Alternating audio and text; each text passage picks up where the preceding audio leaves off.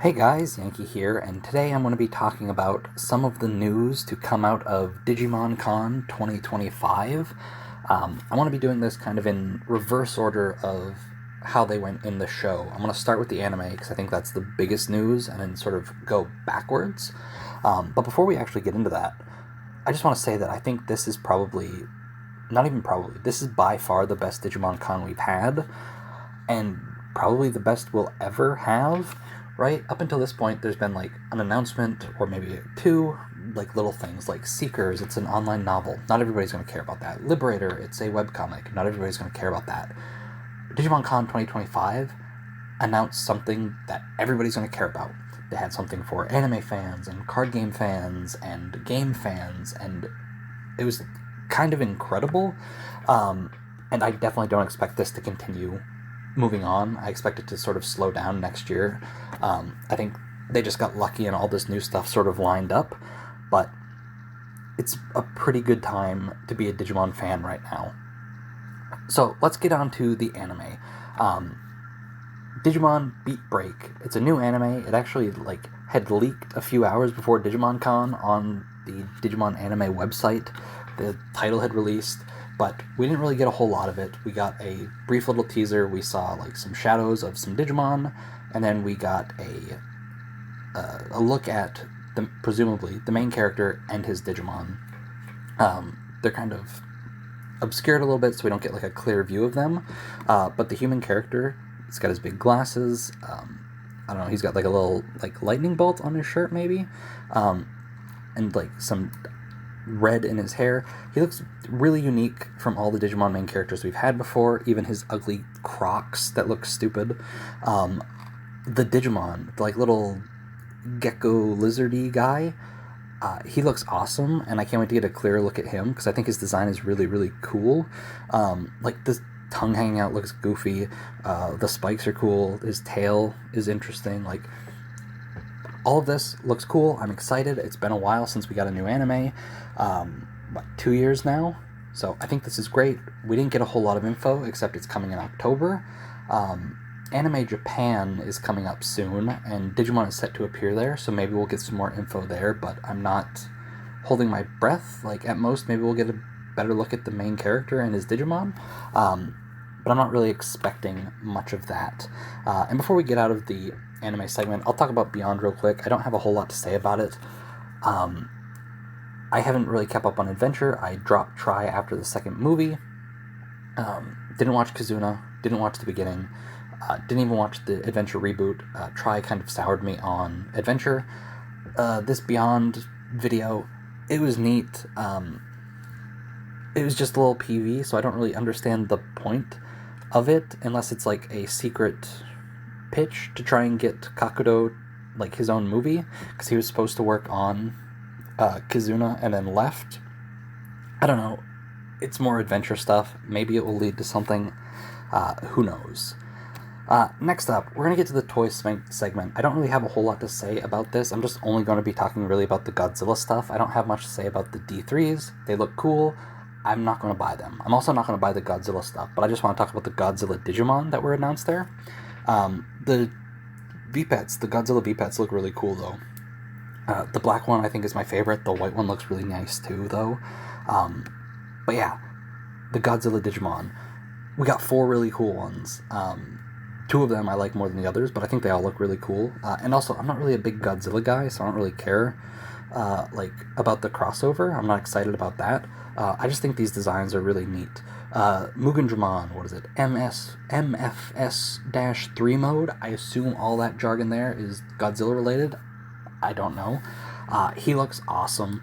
I think the drill on his right hand looks cool. His head looks great. That design I think is cool. The War Greymon, what is this? War Greymon G erosion mode. It looks kind of cool, his armor and stuff sort of melting away, revealing Godzilla stuff. Really cool. We had seen that before, I think in just black and white though when this was announced, but that looks cool too.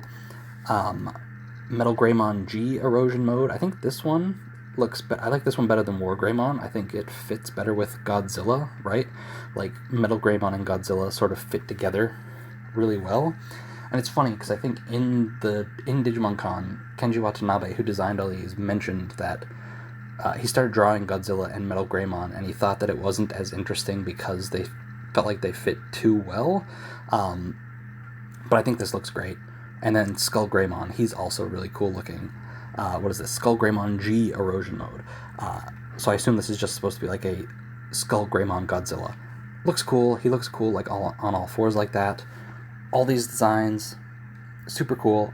Don't care about Godzilla. Don't care about the crossover. All of these Digimon are super cool.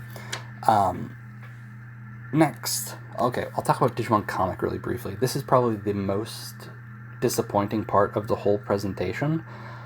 When they announced they were going to have a manga segment, I was hoping that, Digimon Comic was going to continue. We're getting close to the end of the series that are there. I was hoping they would announce some new series, right? Digimon Dreamers ended with a to be continued, so I was hoping maybe they'd bring that back, or just 4 brand new manga to keep Digimon Comic going. But it seems like Volume 4 is indeed the end, which is unfortunate. I would have liked to get some more stuff here, but I'm excited to see how all of these wrap up. I've only read the first chapters of everything, and I've been waiting for them to end to go through it, but I liked what I read. And there's going to be a new one-shot in Digimon Comic as well. But yeah, pretty disappointing we're not getting any more of that. But I think that's the most disappointing part of Digimon Con, is just that something is ending and not something actually disappointing got shown for me. Next, we had a big card game segment. The card game is huge. I don't play it, but they showed off some interesting things here. The first one is, Digimon Elysian, which is a Digimon TCG app. Looks interesting. Again, I probably won't play it. I'm not a big TCG guy, but I like that it looks more than it looks like it's going to be an actual mobile game with the trading card game, so that makes me more interested in picking up if it was just a straight up, sim of the trading card game. It has interesting characters and stuff, and there was a segment where it showed actual Digimon. So I know in Liberator the characters have partner Digimon, and I'm wondering if the game will let you have a partner Digimon too. Interesting things. It looks interesting. It announced a new Digimon, Gemmon, who, I want to be honest, I don't really like. I think in the 2D art of Digimon Elysian that I'll have here in the video, he looks like Pikachu, and in the 3D art he just looks kind of gross. He looks I don't know. Not a fan of Gemmon, but it's always cool to get new Digimon. And then finally, for the card game segment, I think this was actually the first thing, but Digimon Liberator, it's continuing. Seekers was a year, and so I think a lot of people expected Digimon Liberator to just be a year too, but no, it's continuing on. I have not really read much of Liberator. I've only read the 0 chapter that was in the Digimon comic paperback that I have, but it's interesting. I want to get into it. I think they talked about how there's going to be a time skip for the story, and they showed all the characters with new outfits, so that's cool. I do want to get around to reading that at some point. I'll probably wait for it to finish like I do everything, but yeah, Digimon Liberator continuing, that's really cool, right? Card game people, they got a lot of stuff this year. Liberator's continuing, mobile game, and then new cards and stuff, which I don't really care about, but they looked cool. And now finally, on to the thing that I'm most excited about. Anime's cool. TCG's not really my bag, but we got a little bit of more information on Digimon Time Stranger. Not a whole lot. We got a 1-minute video just showing a bunch of Digimon doing their attacks, which looked cool. Millenniumon's in, which I'm excited about that. He's one of my favorites. And if Moon and Zed are in too, 3 of my 11 party members are probably going to be Millenniumon. But yeah, we got a little bit of info on the story about how your main character, either Dan Yuki or Canon Yuki, they're basically agents in this Special Investigation Bureau Adamus. It says right there.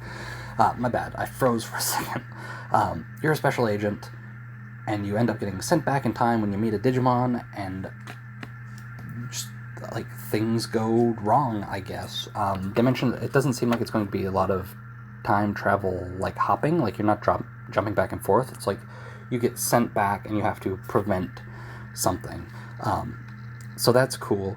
The character designs are great. I also like how you're going to pick your character to play as, either Dan or Canon, and then the other one is still going to be a character in the game, kind of like how in Pokemon games sometimes you choose your character, the other one becomes your rival.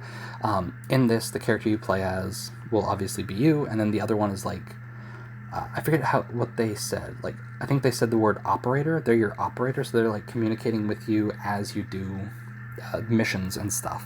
I think that's really cool. The next character we got is Inori Misono.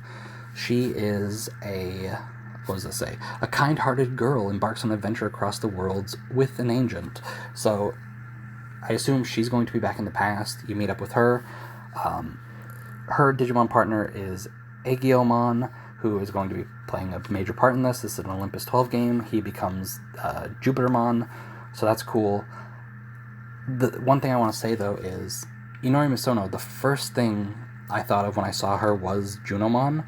Like, I don't think her hair color is exactly the same, but it reminds me a lot, and she has, like, the yellow band in her hair, and I think Junomon has, like, a kind of like a crown, kind of, on her head. So I'm wondering, I think other people have mentioned this as well, is if Inori is just a human, if she is, like, part of Junomon, or if she will somehow become Junomon, and then having her paired up with Aegiomon, while, again, I think she kind of resembles Junomon a bit, I think is a little suspect. So I'm interested in that. And that's it for character stuff. They talked about the starter Digimon, Patamon, Gomamon, Devimon. We already knew that from the artwork that was released, but I think that's a good set of Digimon. I don't know who I'll pick. I like Gomamon a lot. I like Devimon a lot.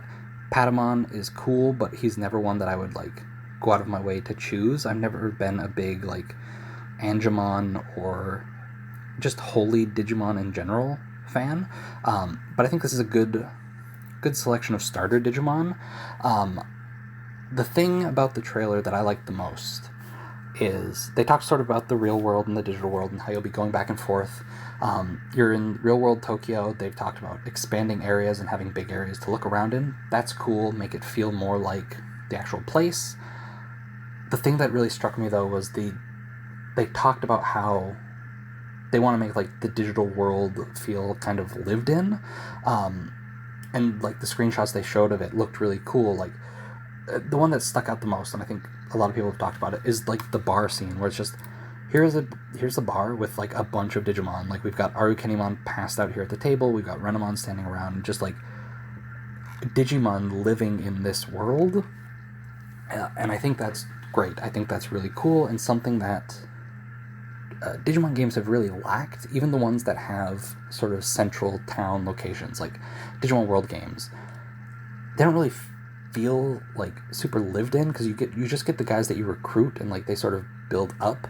But it doesn't ever feel like they really interact much. They just sort of sit in place, and I'm hoping that this has, like, maybe Digimon will change a little bit. Like, we saw Digimon in different parts of the bar during different parts of the trailer, so I'm hoping it feels like they move around a little bit and makes it feel more lived in. Because, like, the digital world is always, like, this really cool idea that hasn't translated to games super well, and I'm hoping they can do a good job of that in this. And honestly, everything they said about Time Stranger has me really hopeful that it'll be really good. It looks good. They didn't really show any, like, battle gameplay or anything. I'd like to see that, see what they changed there. But all the info we've got, it has me really excited for this. The only thing disappointing about this is we didn't get a full release date. It is still just set for 2025, and I'm going to be honest, unless they do, like, what they did with Survive, where, like, 2 weeks after Digimon Con they announce a set release date, I'm not feeling very confident this is coming out this year. I don't know, they just aren't showing a lot that makes me feel like it's close to being done. But I don't know, maybe I'll be wrong. But yeah, that's it for all the news coming out of Digimon Con. Again, this was the best Digimon Con showing they've had, probably the best Digimon Con showing they will have. I don't expect this every year. I don't expect this to happen again, right? New show, info on a new game, new mobile app, tons of card game stuff, tons of cool merch. Like, this was pretty much a perfect Digimon Con. Like, there's little things here and there that they could have shown, or like I'm sure people will be like, oh, I wish they had maybe done something like this or that. But I think just with the stuff that they did provide, I think it's near perfect. Like, they had so much to show, and it actually made this show feel incredibly worthwhile, whereas like previous ones, they were enjoyable. We got some interesting stuff.